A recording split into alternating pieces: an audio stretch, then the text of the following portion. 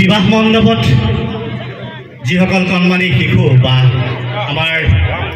প্ৰতিভা আছে তেওঁলোকক এটা কথা কৈ যাওঁ ঢোলৰ গুৰুঘাটটোক আমাৰ যেনেকৈ স্বৰবৰ্ণ অ আ ক খ আমি শিকিলেহে এটা বাক্য ক'ব পাৰোঁ ঠিক তেনেকৈ এই ঢোলৰ গুৰুঘাটটোত যিখিনি শব্দ সোমাই থাকে আমি তাৰ পৰা এটা এটা চেও বজাব পাৰোঁ যেতিয়া এজন ঢুলীয়াই বা এজন শিল্পীয়ে ঢোলৰ গুৰুঘাটটো প্ৰথম ঢুলীয়াই শিকিব তেতিয়া সুন্দৰকৈ চেওবোৰ বজাই যাব পাৰে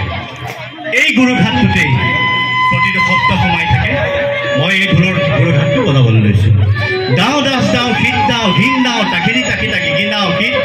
ঘিন ঘিনা খেতি ঘেৰিতি ঘিন দাও ঘেৰিতি ঘিন দাও ঘিন ঘিন দাও ঘিন দাও শীত দাও ঘিন ঘিন ঘিন দাও দাও ঘিন ঘিন গভীৰ হ'ল